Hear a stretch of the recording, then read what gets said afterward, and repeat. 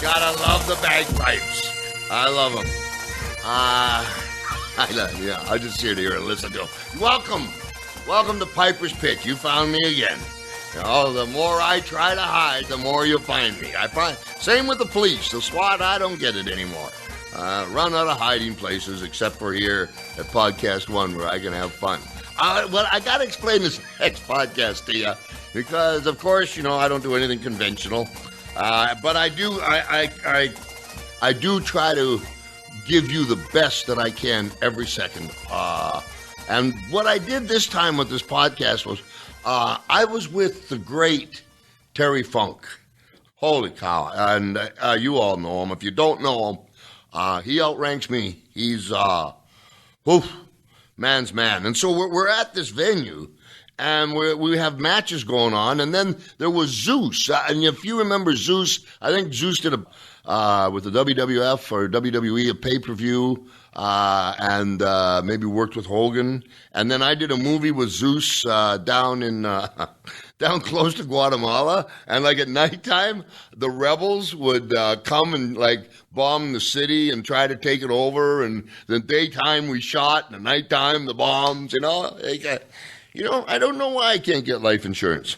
So Zeus was there, and Terry was there. And so what I did is the fans, I said, listen, if you want to stay, go ahead. And I set the podcast and a table right up there, right in the ring. And Don Frye also, who I called, Dan. I was thinking Dan Severn, but I know Don Frye. I love him with all my heart. And you'll hear it. Don Frye says, did you say Dan? He says, well, I'm proud to be here on the Ric Flair show. So, a couple of chairs to the head for Rod. And then the fans, like they're shouting out questions, and I'm trying to get them to be quiet and still here, but it makes it magical. And so I'm making magic for you. I hope you enjoy it. What it is I'm going to do them all different. While this podcast here is playing, I'm going to be in Europe. I'll be in on the 14th in Inverness, Glasgow on the 15th, Edinburgh the 16th, Belfast the 17th, Dublin 19th, Cork, Sheffield, Newcastle. Oh, baby, just got so much trouble in Manchester, man. Ended up naked in the hallway at 3 in the morning. Nottingham, I'm going to look for the hood. Hey, I'm the original gangster. 2 days off, London, and by then, Birmingham. They'll kick me out. So that's what I'll be doing over there, and if you're over there, come and see me. There's lots of kind of stuff going on. I got a soda pop out, man. It's so cool. Rowdy Piper's all out of bubble gum. And it's flying off the shelves as a rocket fizz. It's in 71 stores now and growing. And you can also go to rowdypiper.com. This all where I'm coming there is I'm still putting kids through school. I'm sure there's a couple in Japan playing the bagpipes too. Who said that? Ooh, doggies. I'm going to tell you an old time story here before we get into it. And no disrespect to anybody, okay? Right away, I'm going to disrespect somebody. Mm-hmm. So, a long time ago, back when the Dragons and the Dark-Blooded Wolves were around, in Amarillo, Texas, and this is the way the story goes, because I obviously wasn't there. Terry Funk and Dory Funk Jr., their daddy was named, obviously, Dory Funk. Legend has it, he was one tough man. And when another wrestling promotion would come in, Mr. Funk had no problem going over there with a shotgun, and they didn't come back to Amarillo. And there's this story, all right, I just get it out. So I guess Mr. Funk met a lovely lady and went to a hotel room and, and closed the door and did what you do with lovely ladies.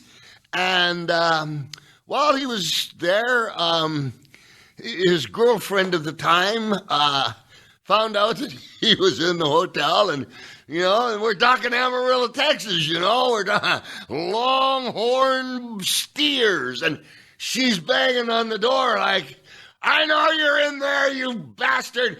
Come on out. And, and boom, she like knocks the door down. And there's Dory and this lady, and she's huge, and for the way it goes is Mr. Funk gets up, and all this commotion's going on. And back then, the Frank Sinatra hat and the three-piece suit, and he's putting his clothes on, and he's getting on the tie, and she's just standing there, the girl's running, and then Mr. Funk goes in the bathroom. He opens the shower curtain. He gets in the tub. He turns the water on. In his suit, he gets soap, and he lathers up, and he bathes himself. By this time, his girlfriend is gone. After he bathes himself, he goes home, takes his suit off, goes to bed, and has a lovely sleep. Wakes up in the morning, and his girlfriend goes, you always a Elizabeth. He goes, what are you talking about? What do you mean? He says, when I was wrestling, I went over the top rope, and I hit my head, and I thought something, because I would never, and she's looking at me, she says, I thought I was with you. That, my friends, is genius. That is genius. 1% doubt. One time I'm on an airplane with Don Morocco. We just finished WrestleMania. Time magazine trying to make a big deal out of us, and they always like to try to slap us around until we took a stand. And so Time magazine says, professional wrestling is 99% fake. Morocco looks over to me and says, see, they don't even know. We'll be right back with Terry Funk, Zeus, and Don Frye. Love you. Hot Rod, Okay, let's just roll, right? Weed is legal in this state. I think you can do anything you want. Here we go. Allegedly. So Zeus and I, we're down like real South Mexico, and I guess it's Guadalajara or something. At nighttime, they're bombing the militants trying to take over the town, After a while, you get used to that, though.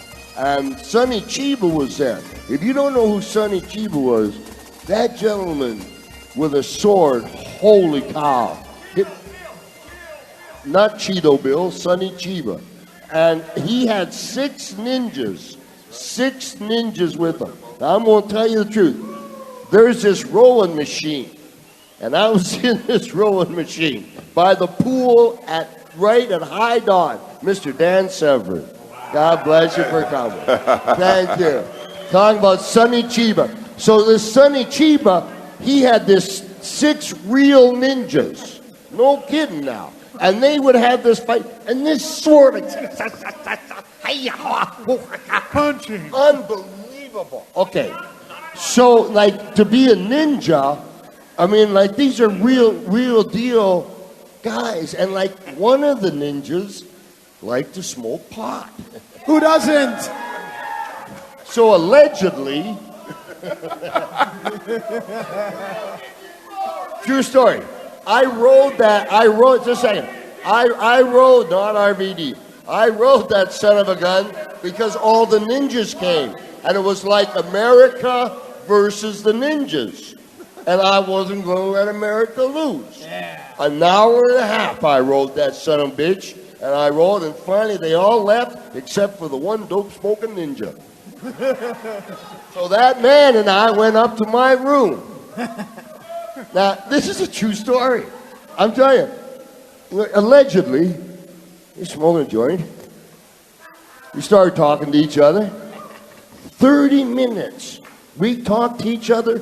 We understood every word we said. And then all of a sudden, the guy says to me, how come we understand? And then we couldn't understand anymore.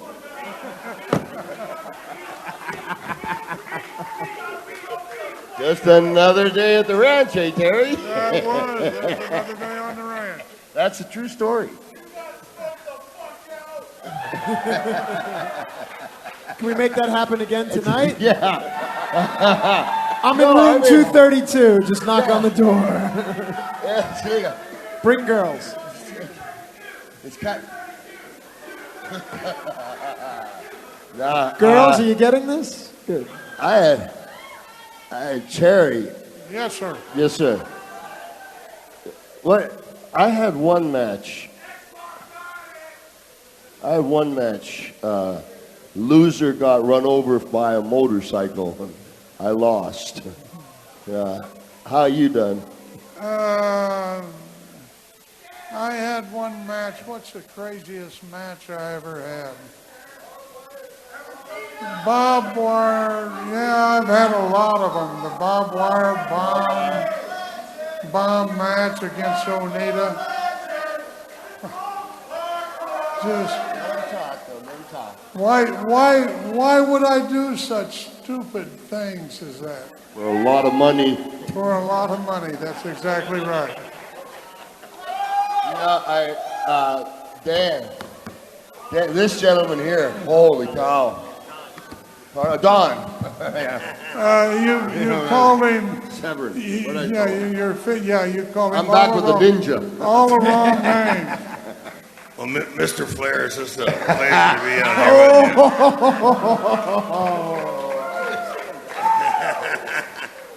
you. You know, you've been my, I've been your biggest fan, Mr. Flair, and ever since, Well, thank you. Give me that whoop one more time, will you, Flair? Woo! Dance all night, dance a little longer. What was the first? What year did you have your first anything goes match, and what town? Oh, we did that back in. Well, the first UFC started in '93, so I got into it in like '94. Just the little bitty stuff, and around Arizona. And Dan Severin, the guy you've been talking about all night long. He got me. He was there fights. too. Yeah, he was there. He's just saying, he looks just like me, white boy with dark hair and a mustache. We all look alike. It was hardcore then. Oh yeah, we had a lot of fun. I flew all the way over to Atlanta to fight. We were supposed to be entertainment for the rich people in evening wear and tuxedos and champagne, caviar, and we got there and the guy driving me there and he says, by the way, I can't pay you. Is that okay? Oh, hell, I'm out here. We might as well fight. We pulled behind a couple of buildings. We're in a warehouse with blue tarps sectioning off our dressing rooms, and that champagne and caviar turned to beer and pretzels and a bunch of slop and sweat and blood, and it was it was hell of a night, huh? Yeah, I didn't get paid for that, but I got a good trip to Atlanta. There you go, Atlanta. Whoa, baby Jesus. Matt, where did you start your career? I started in New York under the training of Johnny Rods. You have a great history with Java Rook. Yeah, and Johnny always speaks so highly of you. So, he's a wonderful gentleman. You know how I got my first break? Do you care? Do you know how I want to know your first break. My ankle. I was 6 years old. Broke my ankle. Why didn't I get asked about my I'm sorry. Well, because you didn't ask me anything. I feel so inept. I feel impotent. What about I feel like I need.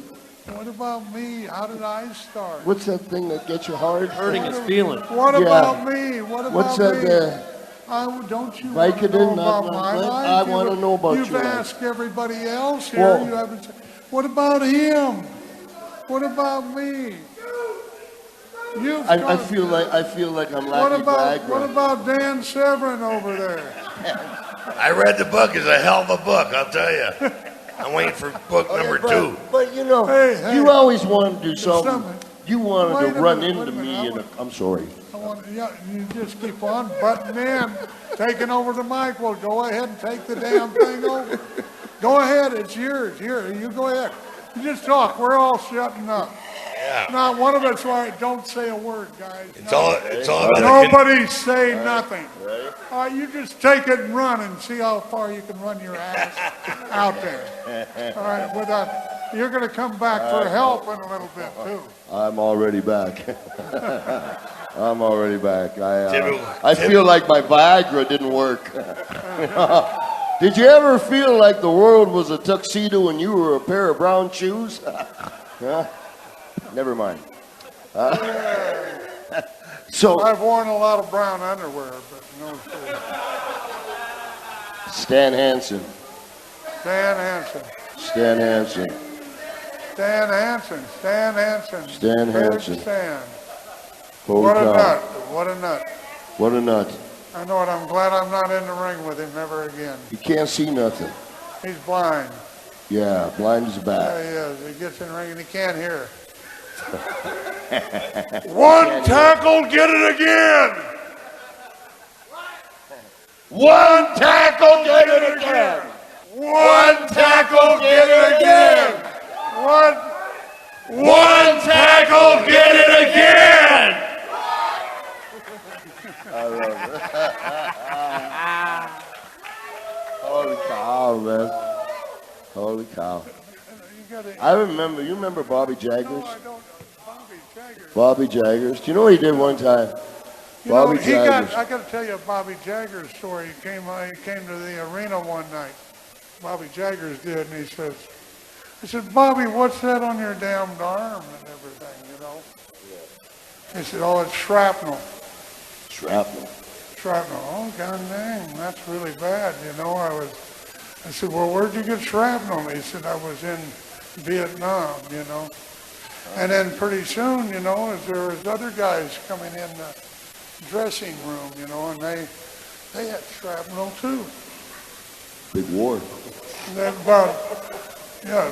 thought, my God, there's a lot of ex-soldiers in the dressing room, you know, and come to find out he had scabies. Oh, jeez. True story. True story. Bobby. Now, why do you want to bring up a story about Bobby Jaggers? Well, Bobby Jaggers couldn't tell the biggest liar in the world. If I had a 60-acre ranch, he had a 120-acre ranch. One time, Bobby Jaggers is in them cars to go fast, Corvette, and they have flash floods in Amarillo, where Terry's from, and they had this flash flood in Bobby Jaggers and Don Fargo, and back then it was, you know, you had those CB radios, like, you know, like 1 out of 12 or whatever it is, and Bobby Jaggers says, you know, what does it look like out there? Terry goes, just put the hammer down and keep her coming. He put the hammer down and came into a pile of water 5 feet, and that water went over that T-rack, and there was Don Fargo come up with a beer, dumped that beer, and Terry left. Yeah. That was so funny.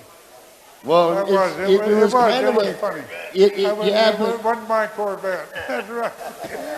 Because he rented them. Bobby Jaggers. He rented the Corvettes. Yeah.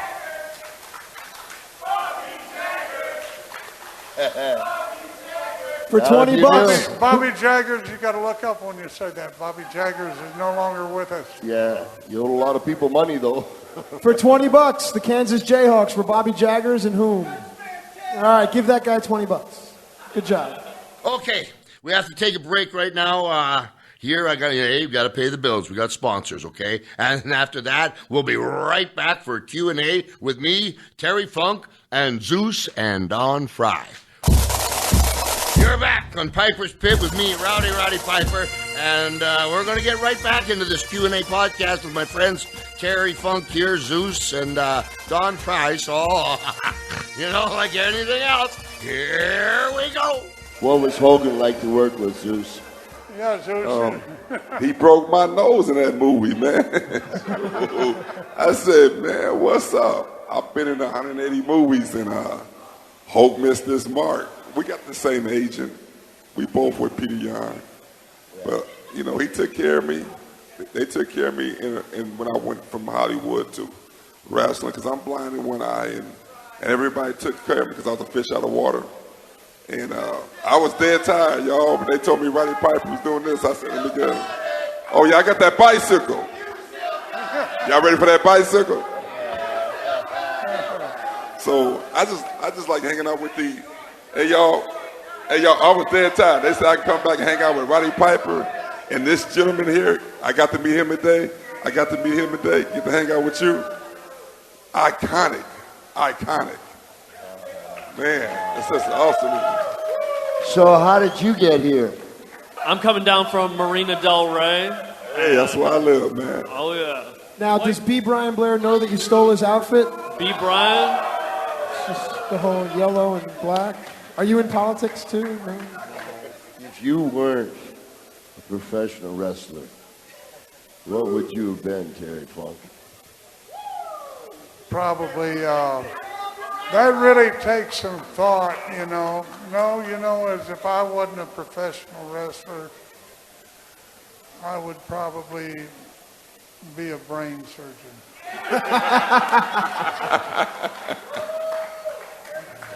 I'd be your first customer. Can't do no more wrong. You used to say egg-sucking dog. That was you. Egg-sucking dog. What about egg-sucking dogs? What's wrong with an egg-sucking dog? Well, it's just that, well, because they're usually fat and look like Dusty Rhodes. Room 232. When was the last time you saw Dusty Rhodes? Oh, where did I see him? I don't know. It was somewhere. I think it was, You know where he is, goddammit. I know where he is. Yeah, he's up there. No, let me see. What the hell? I don't know where that is.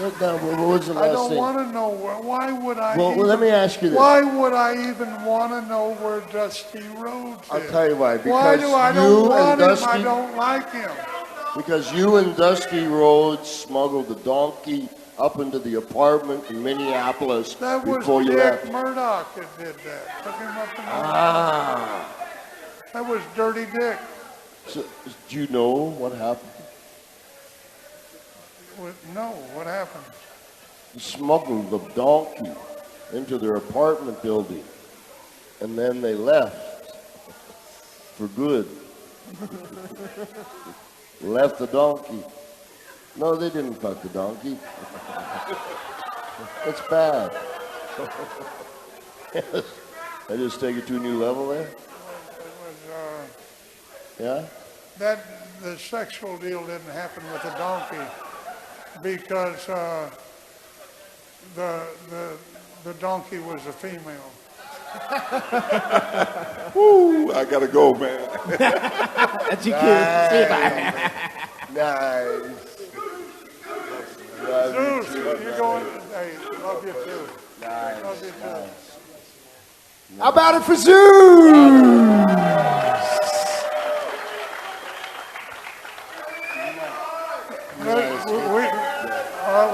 We're putting the Frye man on. You got to put the Frye man on. I want the Frye man on. You want the frying man, big balls? Right there he is, right there. And now you're Don Frye, just so you know. By the end of the night, you'll be Chuck Liddell. It'll be fine. I'll tell you what, that's one fella I don't want to go in the ring with. No. Now you've seen me work, huh? Yeah, and I've heard a lot about you in the dressing room. Yeah, it's pretty bad work, yeah. Guys will look at the list, they say they got to work on me, and they just shake their head and, jeez. If you had to give Jarek 120, who's a 22-year-old kid, if you had to give him a word of advice who wants to be in the profession of wrestling, yeah, but you don't know. I'm asking an expert. What would you tell him? Yeah. Oh, I'm a born heel. Yeah. You go ahead. I'll rile your ass up. Yes.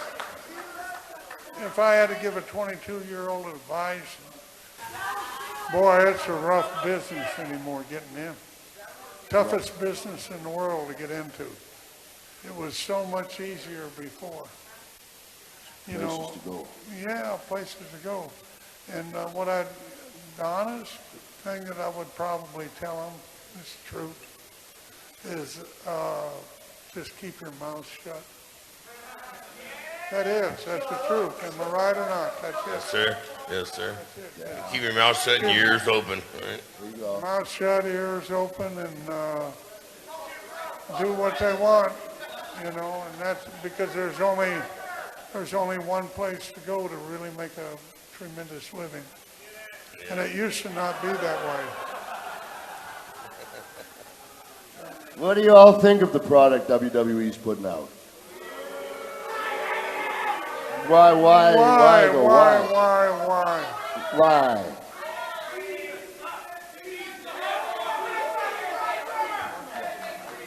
Boring. He's going to send out so he can get your questions.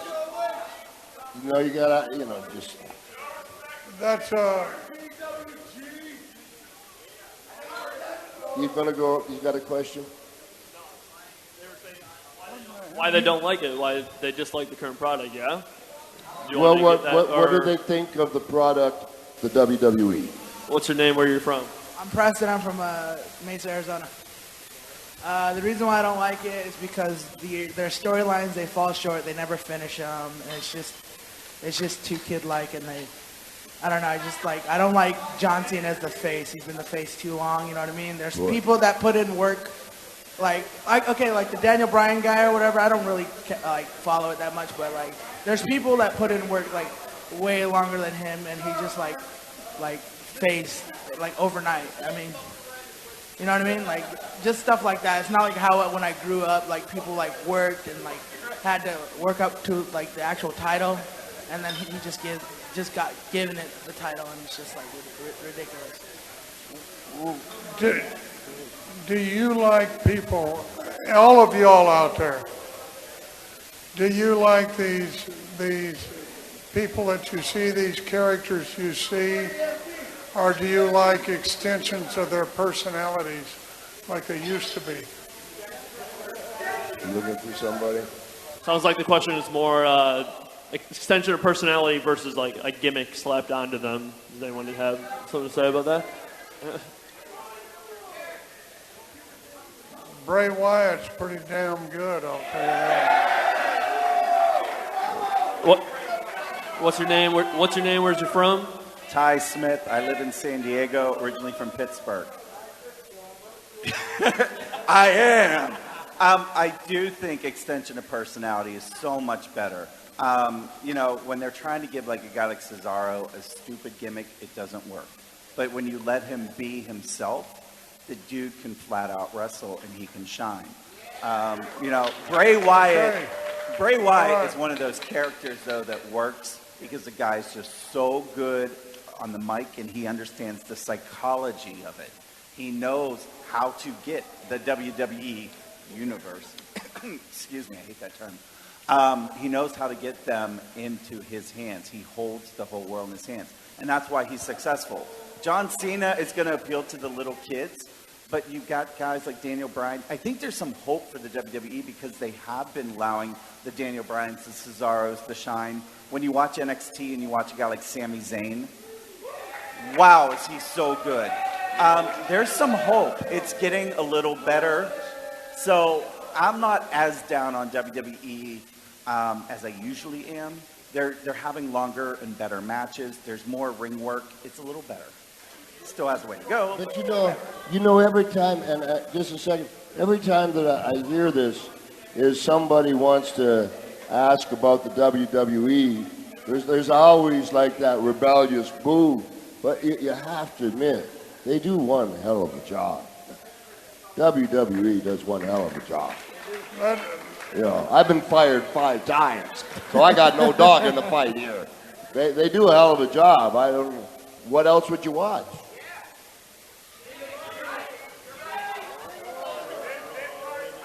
Ring of Honor come through here. Ring of Honor.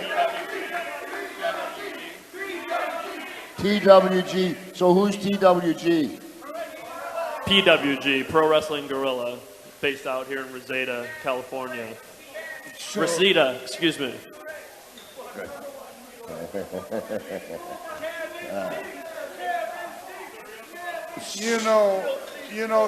But what determines what the WWE is, what determines what it is you.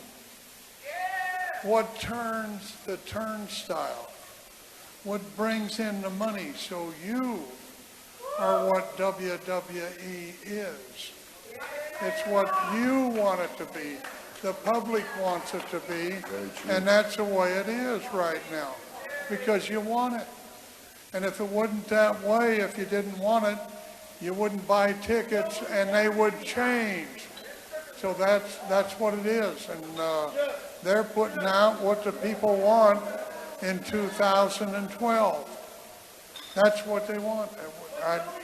I think I dropped 2 years here somewhere. 2014. You're ageless. Oh, all right, I got it now. Matt. Yes, sir.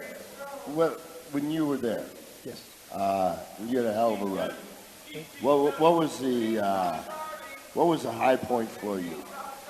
I think the high point for me is that I'm always going to be a fan, always. And every day I got to go to work, and I got to work with and learn from William Regal, Arn Anderson, Dean Malenko. And say what you will, but being around guys like Triple H and Vince McMahon and John Cena, you can't help but just learn from them.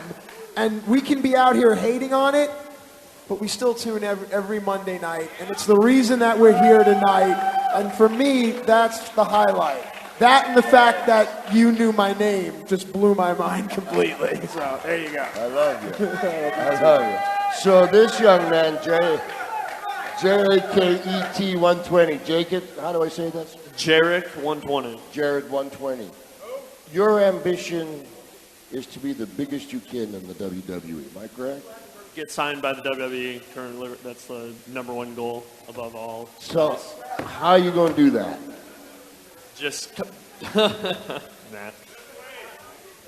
lift weights, keep coming to shows and asking questions that it seems that a lot of guys aren't really asking questions. I don't know if they're intimidated or, but I know you guys would like the younger generation to come ask, and but there's got to be some intimidation, respect. They don't want to bother you. So I guess to anyone listening who isn't like just coming up like green as goose shit and gets the opportunity to be in a locker room with you guys, what would you say to them, or what would you wish that they knew about coming to approach you to get some of your time to ask? I tell them, you know what I tell them? I tell them, wrestle with your heart, not your head. Everybody's memorizing stuff, and nobody's coming from a real place. You know, here's the one guy in the country that's been on top of both sides. The MMA and the UFC, and he's also been on top in our business too. And there's definitely a huge difference between the two, and we all know that. We're total entertainment, and they're Real tough deal. son of a bitches, but we got tough son of a bitches in our business. We got him in our business. Yes, sir. And a lot of other guys too that are tough guys too. But what do you think? What do you think about the popularity now? Do you think the MMA has become number one, or is WWE? As far as the public is concerned, it's very close. Yeah, it's real close. I think the solid thing about pro wrestling is you can get behind a champion. You can stay behind a champion for, a year or several years. Whereas in the fight game, every match, you might have a new champion, and that's happening now. The turnover rate's so fast. You don't even know who the heavyweight champion is.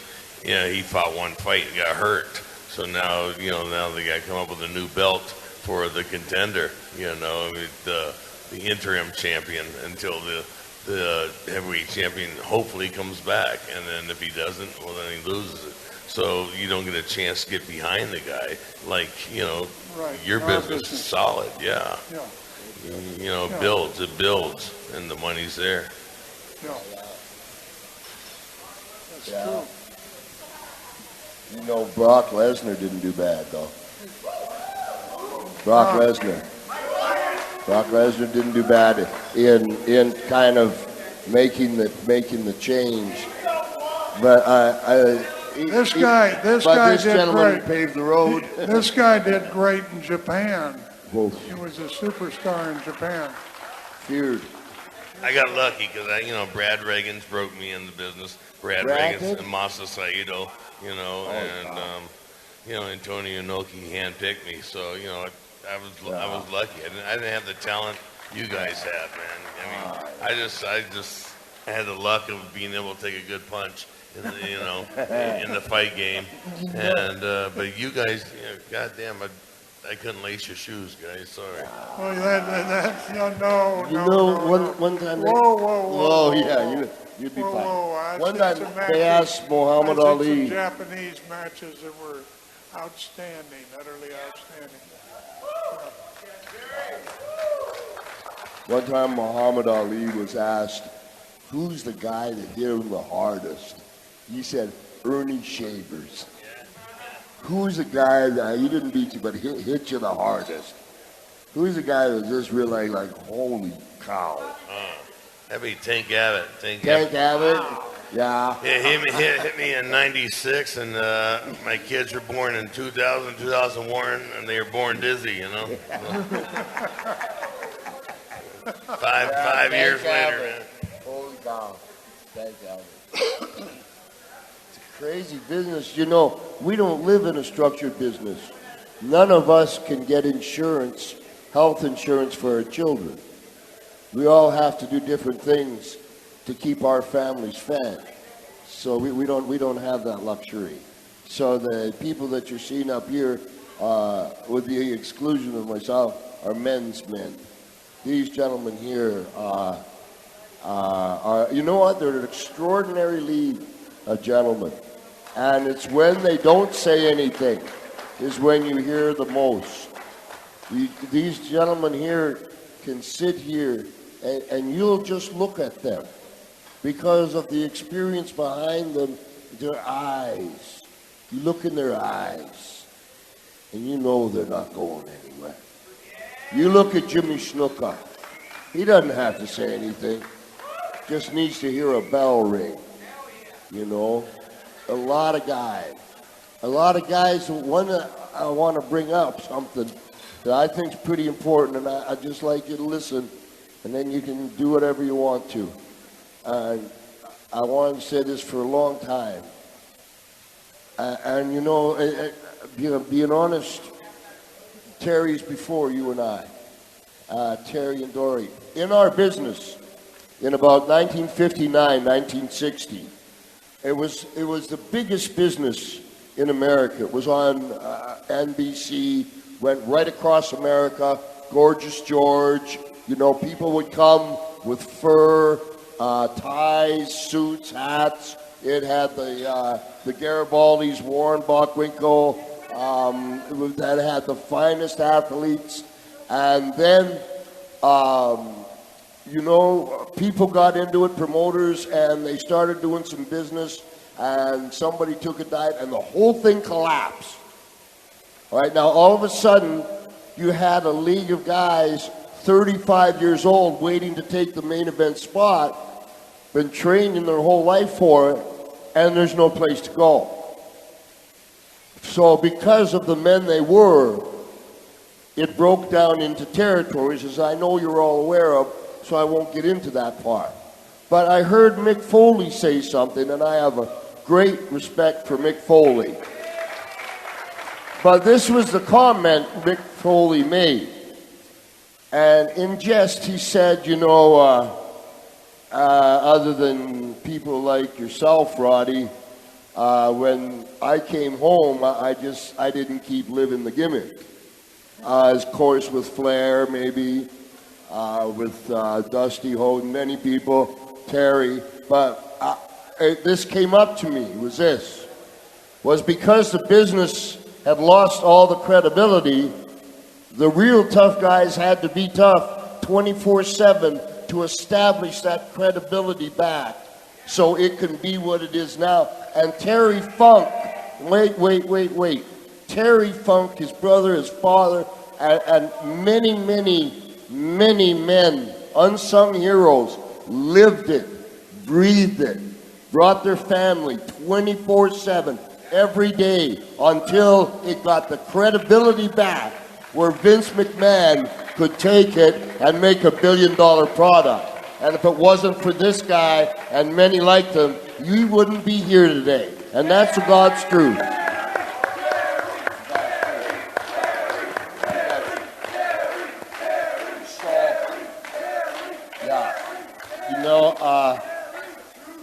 Yeah, it's the truth, man. You know what? It sucked too. You know, in San Diego, there used to be that building in San Diego with Jay York, and we all packed back then. I carried a 357, and it was a pin hammer. And the first, you wouldn't laugh if I was shooting at your ass. And the first chamber, because it was a pin hammer, was empty. So if it got jolted, nobody got hurt. The second cartridge was a blank, full. If they're still coming, you need the other 4. And that's how we lived. You went into Denny's, like all of us right now go and eat. You go there. We go into the cook, give him $20 so he doesn't spit in the food. Try to hide your car so they don't break the beer bottles and put them underneath. Well, they stabbed me an inch from the heart. And I'm not mad at you. I'm glad you did it. No, stop that bullshit. Why was I packing? Everybody did back then. What was that? For Jake to well, that wasn't nice. I'm scared of snakes. And Jake had a snake, and so I put a gun to his head and said, I'm afraid of snakes. But that's not why I stood up. I can't remember why I stood up. I want to stand up.